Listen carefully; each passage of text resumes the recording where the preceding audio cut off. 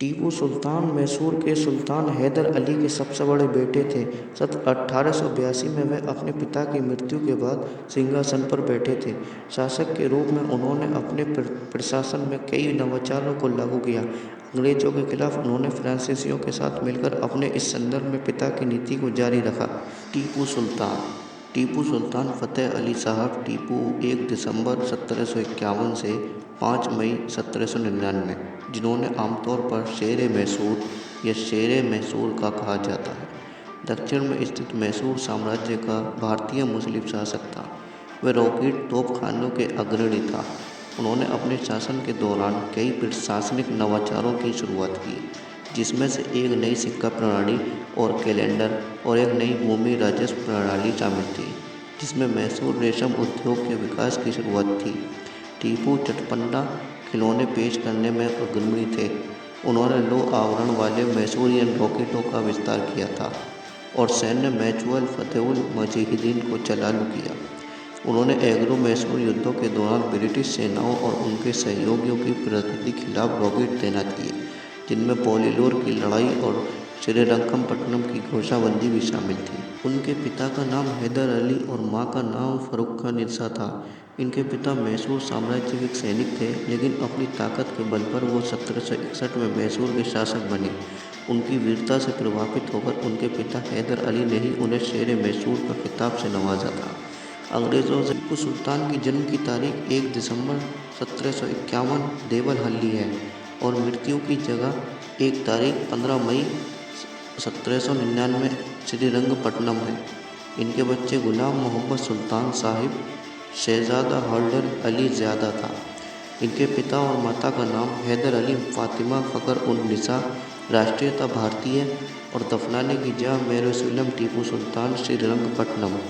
इनके भाई का नाम सुल्तान बेगम और अब्दुल करीम था। 18वीं शताब्दी के अंतिम चरण में हैदर अली का देहावसान एवं टीपू सुल्तान का राज्याभिषेक मैसूर की एक प्रमुख घटना है। अपने पिता हैदर अली की पश्चात 1782 में टीपू सुल्तान मैसूर की गद्दी पर बैठे।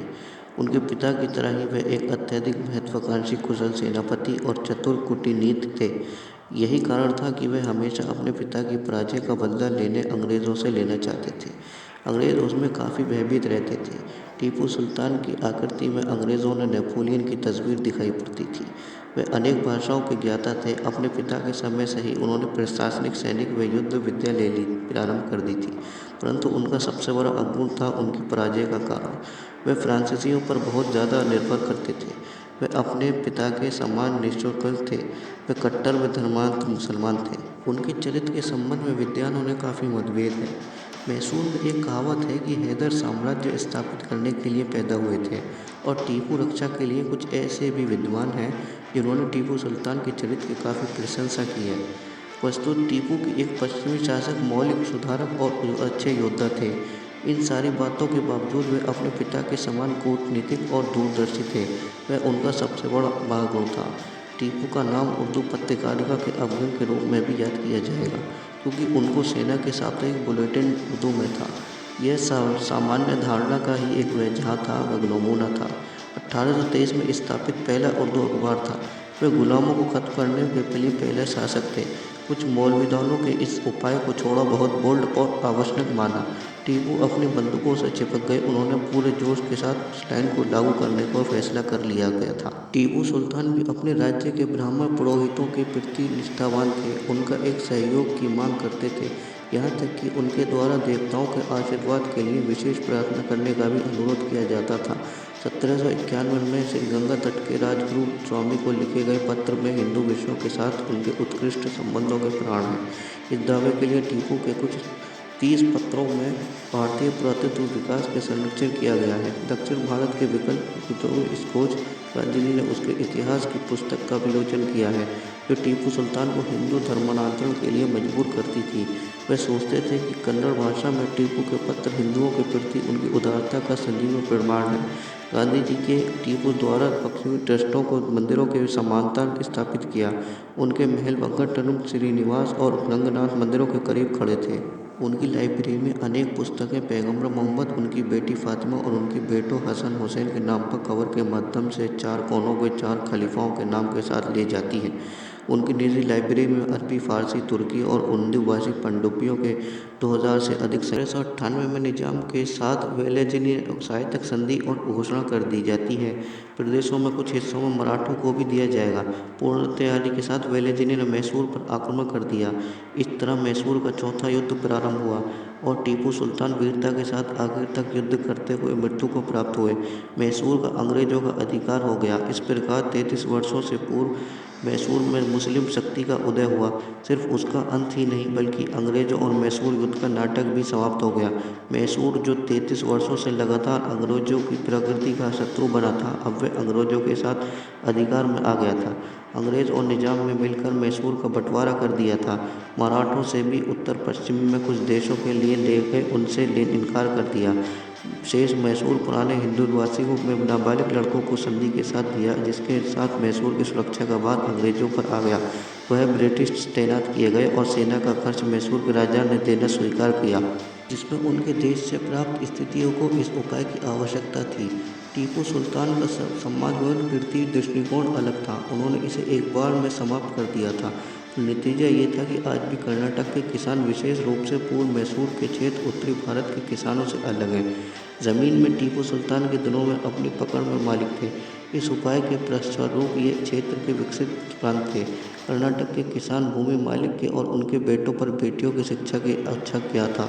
4 मई 1799 को 48 वर्ष की आयु में कर्नाटक के श्रीरंगपट्टनम में टीपू सुल्तान की बहुत ही दूरता के अंग्रेजों के द्वारा हत्या कर दी गई।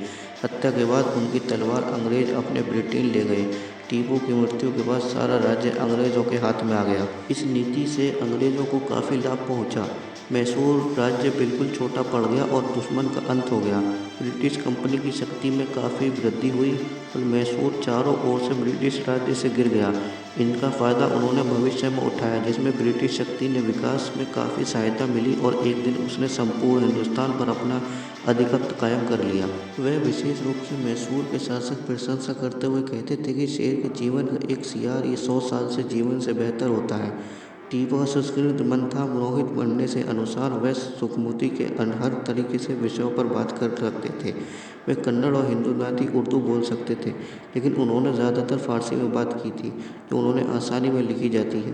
जो उन्हें विज्ञान, चिकित्सा, संगीत, ज्योतिष और इंजीनियरिंग में दिलचस्पी थी, लेकिन धर्मशास्त्र और सूफीवादी उनके पसंदीदा विषय थे। कवियों और विद्वानों ने उनके दरबार को सुशोभित किया और वह उनके साथ विभिन्न विषयों पर चर्चा करने को शौकीन थे। वे सुलेख में बहुत रुचि रखते थे और उनके द्वारा अभिकृत सुलेख में नियमों पर रियासतदार खत तर्जे मोहम्मदी नामक फारसी में एक ग्रंथ मौजूद है। उन्होंने ज़बरदस्त नामक ज्योतिष पर एक किताब भी लिखी।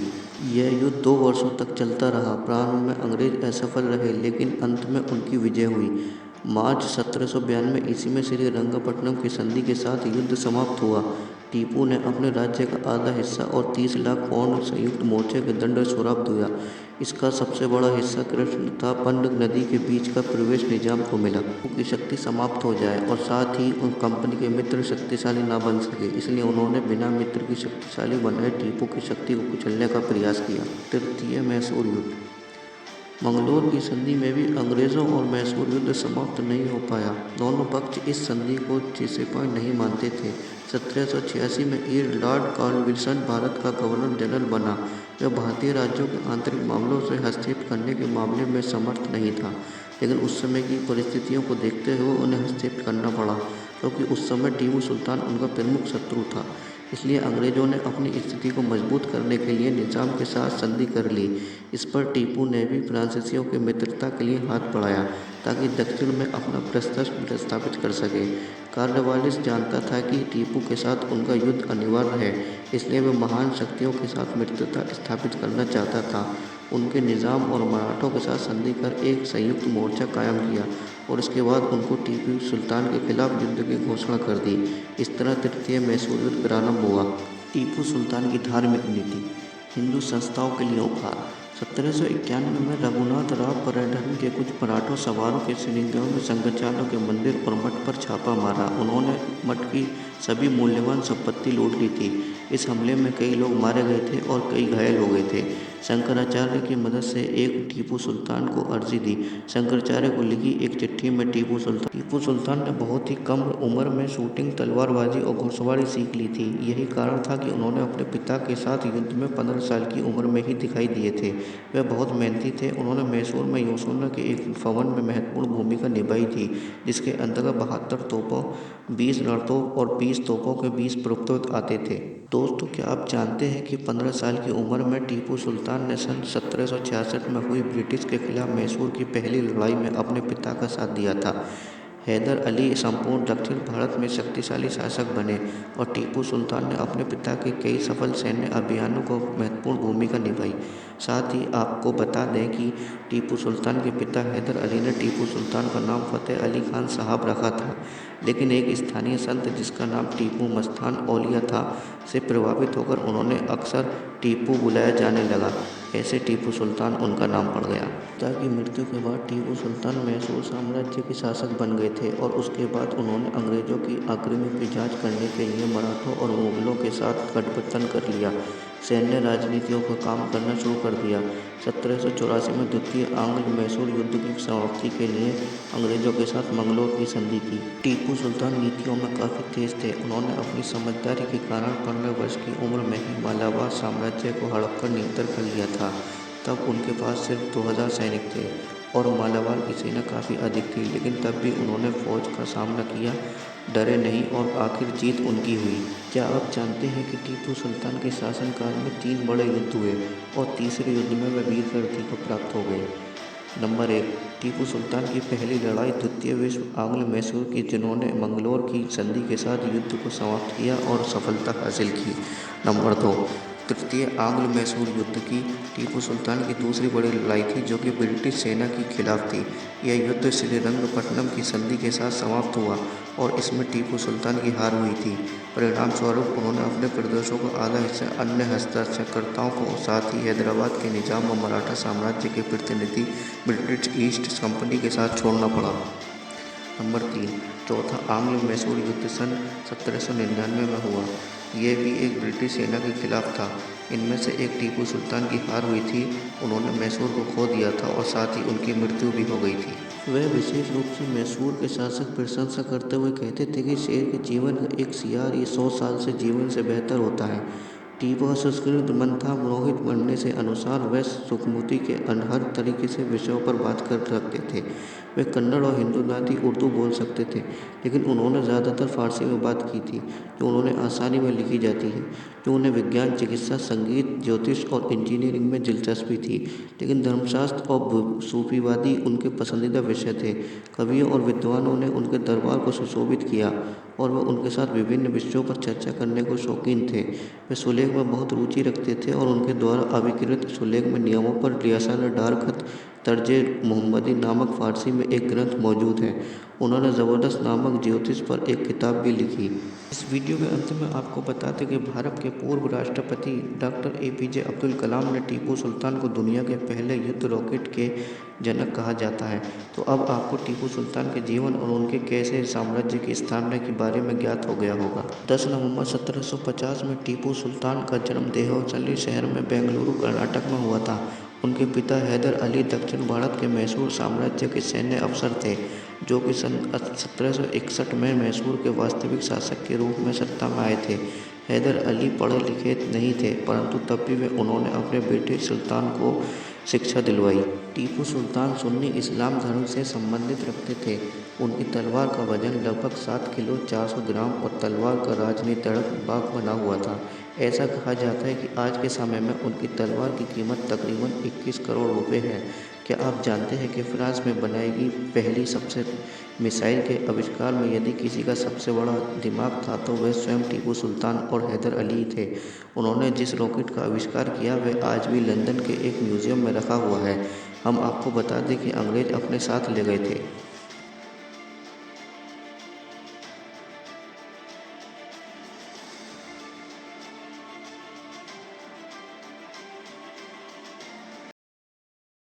मैसूर के सुल्तान हैदर अली के सबसे बड़े बेटे थे। 1882 में वे अपने पिता की मृत्यु के बाद सिंहासन पर बैठे थे। शासक के रूप में उन्होंने अपने प्रशासन में कई नवाचारों को लागू किया। अंग्रेजों के खिलाफ उन्होंने फ्रांसीसियों के साथ मिलकर अपने इस संदर्भ में पिता की नीति को जारी रखा।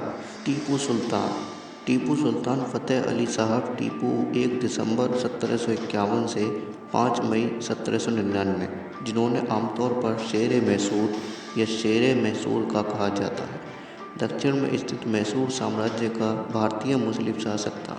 वह रॉकेट तोपखानों के अग्रणी था।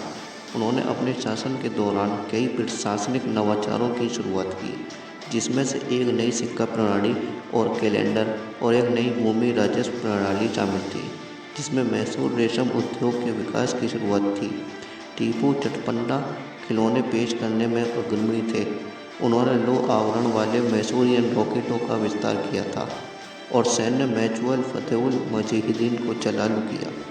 उन्होंने एंग्लो मैसूर युद्धों के दौरान ब्रिटिश सेनाओं और उनके सहयोगियों की प्रगति के खिलाफ रॉकेट तैनात किए, जिनमें पोलिलोर की लड़ाई और श्रीरंगपट्टनम की घोषाबंदी भी शामिल थी। उनके पिता का नाम हैदर अली और मां का नाम फर्रुखानिसा था। इनके पिता मैसूर साम्राज्य के सैनिक थे, लेकिन अपनी ताकत के बल पर वो 1761 में मैसूर के शासक बने। उनकी वीरता से प्रभावित होकर उनके पिता हैदर अली ने ही उन्हें शेर मैसूर का खिताब से नवाजा था। अंग्रेज़ों से टीपू सुल्तान की जन्म की तारीख 1 दिसंबर 1751 देवलहल्ली है और मृत्यु की जगह 1 तारीख 15 मई 1799 श्रीरंगपट्टनम है। इनके बच्चे गुलाम मोहम्मद सुल्तान साहिब, शहजादा हॉल्डर अली ज़्यादा था। इनके पिता और माता का नाम हैदर अली फातिमा फ़खर उन निसा, राष्ट्रीयता भारतीय और दफनाने की जगह मेरुसलम टीपू सुल्तान श्रीरंगपट्टनम। इनके भाई का नाम सुल्तान बेगम और अब्दुल करीम था। 18वीं शताब्दी के अंतिम चरण में हैदर अली का देहावसान एवं टीपू सुल्तान का राज्याभिषेक मैसूर की एक प्रमुख घटना है। अपने पिता हैदर अली की पश्चात 1782 में टीपू सुल्तान मैसूर की गद्दी पर बैठे। उनके पिता की तरह ही वे एक अत्यधिक महत्वाकांक्षी कुशल सेनापति और चतुर कूटनीतिक थे। यही कारण था कि वे हमेशा अपने पिता की पराजय का बदला अंग्रेज़ों से लेना चाहते थे। अंग्रेज़ उसमें काफ़ी भयभीत रहते थे। टीपू सुल्तान की आकृति में अंग्रेज़ों ने नेपोलियन की तस्वीर दिखाई पड़ती थी। वे अनेक भाषाओं के ज्ञाता थे। अपने पिता के समय से ही उन्होंने प्रशासनिक, सैनिक व युद्ध विद्या प्रारंभ कर दी थी, परंतु उनका सबसे बड़ा अवगुण था उनकी पराजय का कारण। वे फ्रांसीसियों पर बहुत ज़्यादा निर्भर करते थे। वे अपने पिता के समान निष्ठुर थे। वे कट्टर व धर्मांध मुसलमान थे। उनके चरित्र के संबंध में विद्वानों में काफ़ी मतभेद है।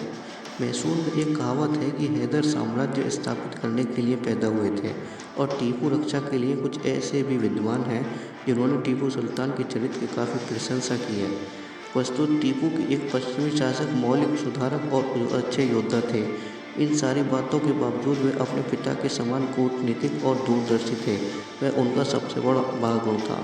टीपू का नाम उर्दू पत्रकारिता के अवगुण के रूप में भी याद किया जाएगा, क्योंकि उनको सेना के साप्ताहिक बुलेटिन उर्दू में था। यह सामान्य धारणा का ही एक वजह था, वह नमूना था। 1823 में स्थापित पहला उर्दू अखबार था। वे गुलामों को खत्म करने के लिए पहले शासक थे। कुछ मौलविदानों के इस उपाय को थोड़ा बहुत बोल्ड और आवश्यक माना। टीपू अपनी बंदूकों से चिपक गए। उन्होंने पूरे जोश के साथ उस लाइन को लागू करने का फैसला कर लिया गया था। टीपू सुल्तान भी अपने राज्य के ब्राह्मण पुरोहितों के प्रति निष्ठावान थे। उनका एक सहयोग की मांग करते थे, यहाँ तक कि उनके द्वारा देवताओं के आशीर्वाद के लिए विशेष प्रार्थना करने का भी अनुरोध किया जाता था। 1791 में श्री गंगा तट के राजगुरु स्वामी को लिखे गए पत्र में हिंदू विश्व के साथ उनके उत्कृष्ट संबंधों के प्रमाण हैं। इस दावे के लिए टीपू के कुछ 30 पत्रों में भारतीय पुरातत्व विकास के संरक्षण किया गया है। दक्षिण भारत के विकल्प स्कोच गांधी ने उसके इतिहास की पुस्तक का विलोचन किया है, जो टीपू सुल्तान को हिंदू धर्मांतरण के लिए मजबूर करती थी।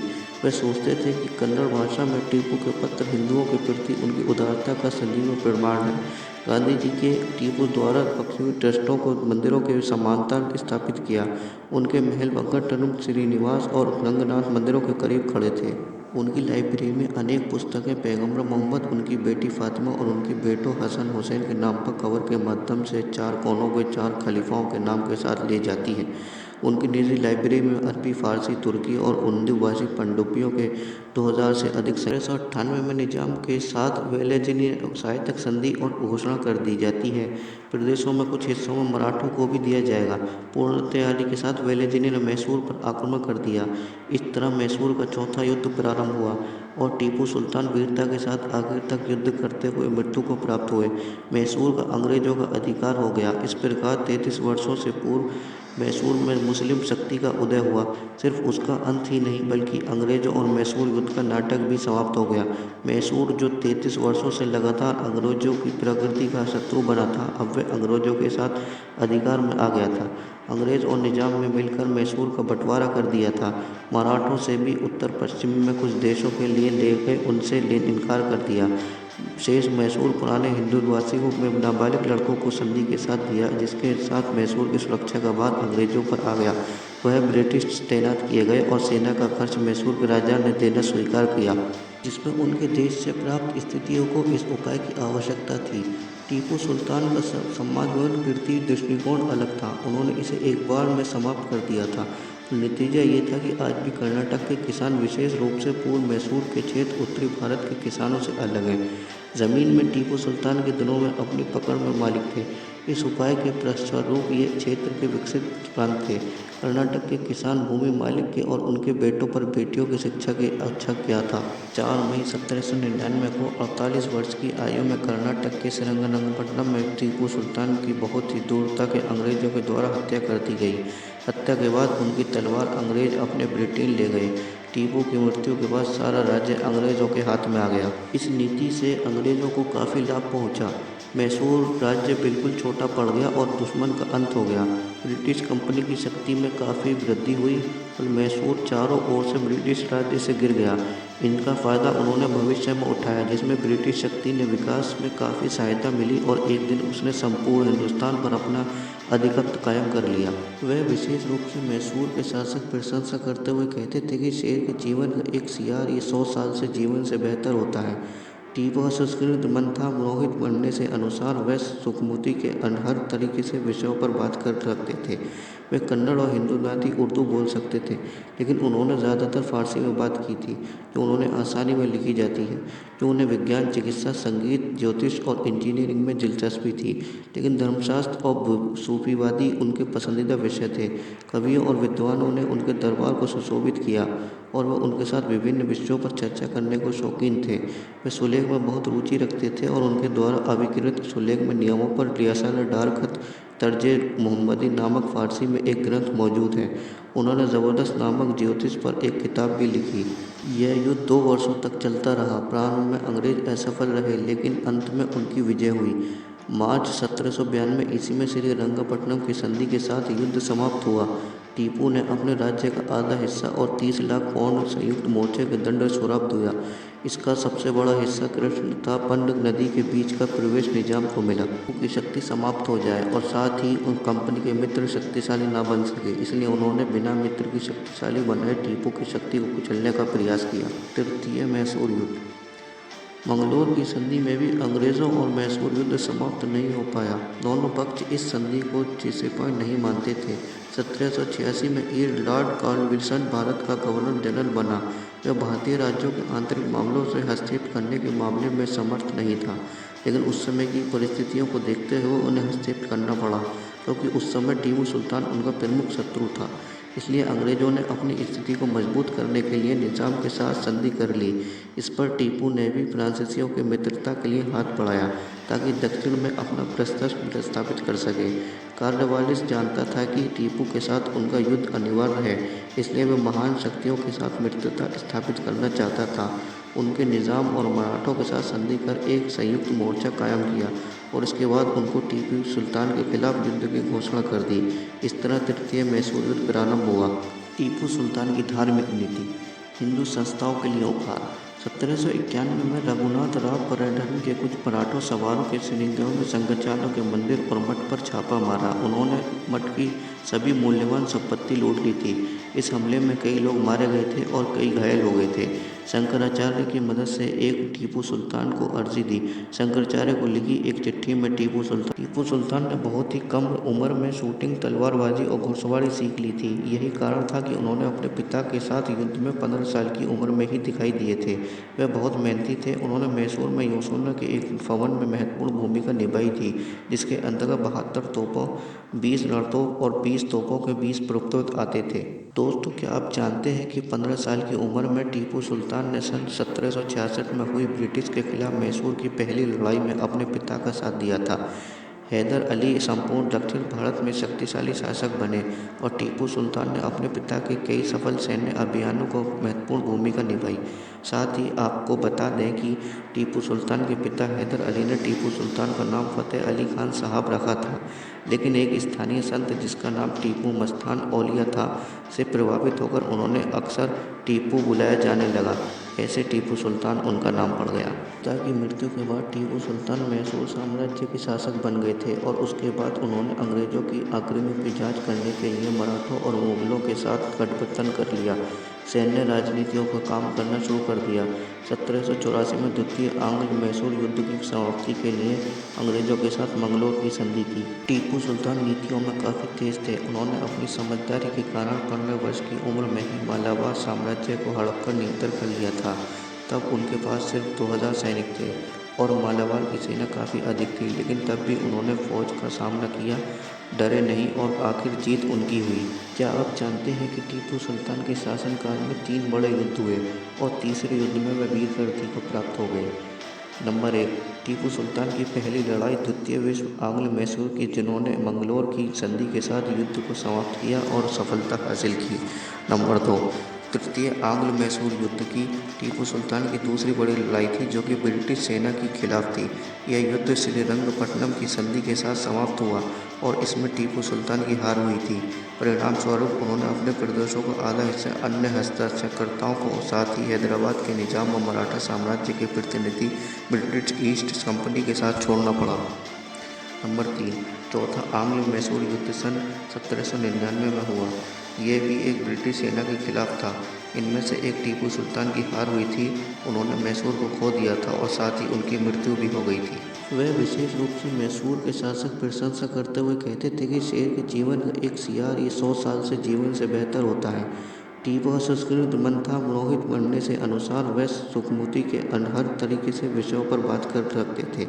वे कन्नड़ और हिंदुनाती उर्दू बोल सकते थे, लेकिन उन्होंने ज़्यादातर फारसी में बात की थी, जो उन्होंने आसानी में लिखी जाती है।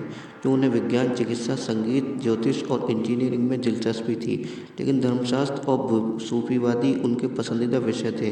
कवियों और विद्वानों ने उनके दरबार को सुशोभित किया और वे उनके साथ विभिन्न विषयों पर चर्चा करने को शौकीन थे। वे सुलेख में बहुत रुचि रखते थे और उनके द्वारा अभिकृत सुलेख में नियमों पर रियासतदार खत तर्जे मोहम्मदी नामक फारसी में एक ग्रंथ मौजूद है। उन्होंने ज़बरदस्त नामक ज्योतिष पर एक किताब भी लिखी। इस वीडियो के अंत में आपको बता दें कि भारत के पूर्व राष्ट्रपति डॉक्टर APJ अब्दुल कलाम ने टीपू सुल्तान को दुनिया के पहले युद्ध रॉकेट के जनक कहा जाता है। तो अब आपको टीपू सुल्तान के जीवन और उनके कैसे साम्राज्य की स्थापना के बारे में ज्ञात हो गया होगा। 10 नवंबर 1750 में टीपू सुल्तान का जन्म देहौचल्ली शहर में बेंगलुरु, कर्नाटक में हुआ था। उनके पिता हैदर अली दक्षिण भारत के मैसूर साम्राज्य के सैन्य अफसर थे, जो कि सन 1761 में मैसूर के वास्तविक शासक के रूप में सत्ता में आए थे। हैदर अली पढ़े लिखे नहीं थे, परंतु तब भी उन्होंने अपने बेटे सुल्तान को शिक्षा दिलवाई। टीपू सुल्तान सुन्नी इस्लाम धर्म से संबंधित रखते थे। उनकी तलवार का वजन लगभग 7 किलो 400 ग्राम और तलवार का राजनीतिक बाग बना हुआ था। ऐसा कहा जाता है कि आज के समय में उनकी तलवार की कीमत तकरीबन 21 करोड़ रुपए है। क्या आप जानते हैं कि फ्रांस में बनाई गई पहली सबसे मिसाइल के आविष्कार में यदि किसी का सबसे बड़ा दिमाग था तो वह स्वयं टीपू सुल्तान और हैदर अली थे। उन्होंने जिस रॉकेट का आविष्कार किया वह आज भी लंदन के एक म्यूजियम में रखा हुआ है। हम आपको बता दें कि अंग्रेज अपने साथ ले गए थे।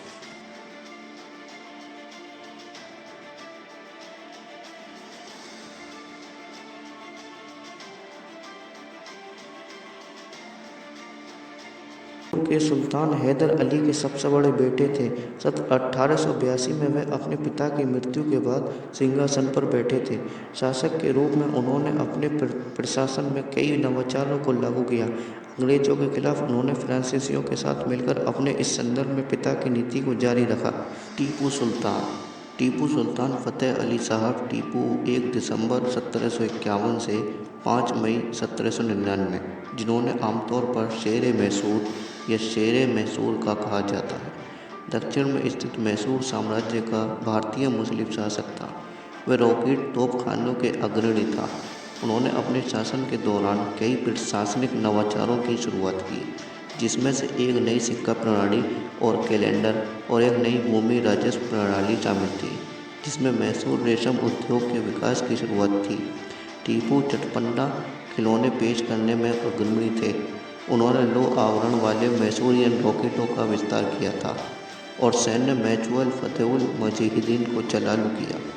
उन्होंने एग्रो मैसूर युद्धों के दौरान ब्रिटिश सेनाओं और उनके सहयोगियों की प्रगति के खिलाफ रॉकेट तैनात किए, जिनमें पोलिलोर की लड़ाई और श्रीरंगपट्टनम की घोषाबंदी भी शामिल थी। उनके पिता का नाम हैदर अली और मां का नाम फर्रुखानिसा था। इनके पिता मैसूर साम्राज्य के सैनिक थे, लेकिन अपनी ताकत के बल पर वो 1761 में मैसूर के शासक बने। उनकी वीरता से प्रभावित होकर उनके पिता हैदर अली ने ही उन्हें शेर मैसूर का खिताब से नवाजा था। अंग्रेज़ों से टीपू सुल्तान की जन्म की तारीख 1 दिसंबर 1751 देवलहल्ली है और मृत्यु की जगह एक तारीख 15 मई 1799 श्रीरंगपट्टनम है। इनके बच्चे गुलाम मोहम्मद सुल्तान साहिब, शहजादा हॉल्डर अली ज़्यादा था। इनके पिता और माता का नाम हैदर अली फातिमा फ़खर उन निसा, राष्ट्रीयता भारतीय और दफनाने की जगह मेरुसलम टीपू सुल्तान श्रीरंगपट्टनम। इनके भाई का नाम सुल्तान बेगम और अब्दुल करीम था। 18वीं शताब्दी के अंतिम चरण में हैदर अली का देहावसान एवं टीपू सुल्तान का राज्याभिषेक मैसूर की एक प्रमुख घटना है। अपने पिता हैदर अली की पश्चात 1782 में टीपू सुल्तान मैसूर की गद्दी पर बैठे। उनके पिता की तरह ही वे एक अत्यधिक महत्वाकांक्षी कुशल सेनापति और चतुर कूटनीतिक थे। यही कारण था कि वे हमेशा अपने पिता की पराजय का बदला अंग्रेज़ों से लेना चाहते थे। अंग्रेज़ उसमें काफ़ी भयभीत रहते थे। टीपू सुल्तान की आकृति में अंग्रेज़ों ने नेपोलियन की तस्वीर दिखाई पड़ती थी।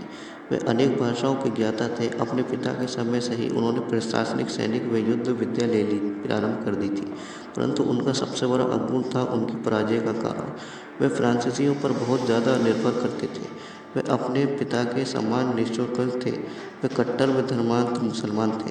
उनके चरित्र के संबंध में विद्वानों में काफ़ी मतभेद है।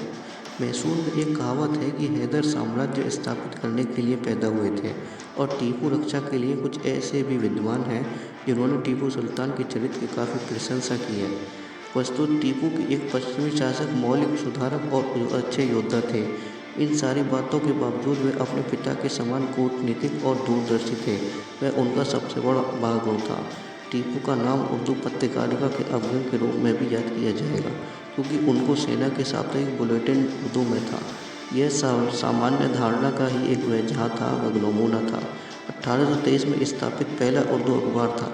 वे गुलामों को खत्म करने के लिए पहले शासक थे। कुछ मौलविदानों के इस उपाय को छोड़ा बहुत बोल्ड और आवश्यक माना। टीपू अपनी बंदूकों से चिपक गए। उन्होंने पूरे जोश के साथ उस लाइन को लागू करने का फैसला कर लिया गया था। टीपू सुल्तान भी अपने राज्य के ब्राह्मण पुरोहितों के प्रति निष्ठावान थे। उनका एक सहयोग की मांग करते थे, यहाँ तक कि उनके द्वारा देवताओं के आशीर्वाद के लिए विशेष प्रार्थना करने का भी अनुरोध किया जाता था।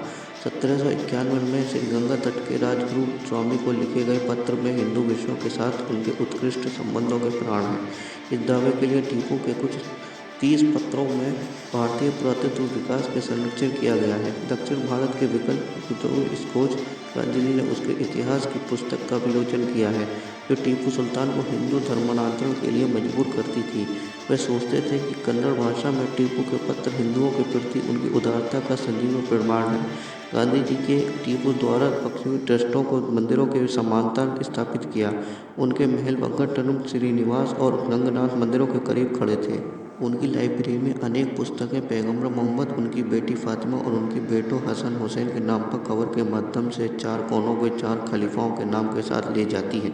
उनकी निजी लाइब्रेरी में अरबी, फारसी, तुर्की और उर्दू भाषी पांडुलिपियों के 2000 से अधिक 1998 में निजाम के साथ वेलेज़िनी साहित्यिक संधि और घोषणा कर दी जाती है। प्रदेशों में कुछ हिस्सों में मराठों को भी दिया जाएगा। पूर्ण तैयारी के साथ वेलेज़िनी ने मैसूर पर आक्रमण कर दिया। इस तरह मैसूर का चौथा युद्ध प्रारंभ हुआ और टीपू सुल्तान वीरता के साथ आखिर तक युद्ध करते हुए मृत्यु को प्राप्त हुए। मैसूर का अंग्रेजों का अधिकार हो गया। इस प्रकार 33 वर्षों से पूर्व मैसूर में मुस्लिम शक्ति का उदय हुआ। सिर्फ उसका अंत ही नहीं बल्कि अंग्रेजों और मैसूर युद्ध का नाटक भी समाप्त हो गया। मैसूर जो 33 वर्षों से लगातार अंग्रेजों की प्रकृति का शत्रु बना था, अब वह अंग्रेजों के साथ अधिकार में आ गया था। अंग्रेज और निजाम ने मिलकर मैसूर का बंटवारा कर दिया था। मराठों से भी उत्तर पश्चिम में कुछ देशों के लिए ले गए, उनसे इनकार कर दिया। शेष मैसूर पुराने हिंदू निवासियों में नाबालिग लड़कों को संधि के साथ दिया, जिसके साथ मैसूर की सुरक्षा का भार अंग्रेजों पर आ गया। वह ब्रिटिश तैनात किए गए और सेना का खर्च मैसूर के राजा ने देना स्वीकार किया, जिसमें उनके देश से प्राप्त स्थितियों को इस उपाय की आवश्यकता थी। टीपू सुल्तान का समाजवाद कीर्ति दृष्टिकोण अलग था। उन्होंने इसे एक बार में समाप्त कर दिया था। नतीजा ये था कि आज भी कर्नाटक के किसान, विशेष रूप से पूर्व मैसूर के क्षेत्र, उत्तरी भारत के किसानों से अलग हैं। जमीन में टीपू सुल्तान के दिनों में अपनी पकड़ में मालिक थे। इस उपाय के फलस्वरूप ये क्षेत्र के विकसित प्रांत थे। कर्नाटक के किसान भूमि मालिक के और उनके बेटों पर बेटियों की शिक्षा की अच्छा किया था। 4 मई 1799 को 48 वर्ष की आयु में कर्नाटक के श्रीरंगपट्टनम में टीपू सुल्तान की बहुत ही दूरता के अंग्रेजों के द्वारा हत्या कर दी गई। हत्या के बाद उनकी तलवार अंग्रेज अपने ब्रिटेन ले गए। टीपू की मृत्यु के बाद सारा राज्य अंग्रेजों के हाथ में आ गया। इस नीति से अंग्रेजों को काफ़ी लाभ पहुंचा। मैसूर राज्य बिल्कुल छोटा पड़ गया और दुश्मन का अंत हो गया। ब्रिटिश कंपनी की शक्ति में काफ़ी वृद्धि हुई और मैसूर चारों ओर से ब्रिटिश राज्य से गिर गया। इनका फ़ायदा उन्होंने भविष्य में उठाया, जिसमें ब्रिटिश शक्ति ने विकास में काफ़ी सहायता मिली और एक दिन उसने संपूर्ण हिंदुस्तान पर अपना आधिपत्य कायम कर लिया। वह विशेष रूप से मैसूर के शासक प्रशंसा करते हुए कहते थे कि शेर के जीवन का एक सियार ये 100 साल से जीवन से बेहतर होता है।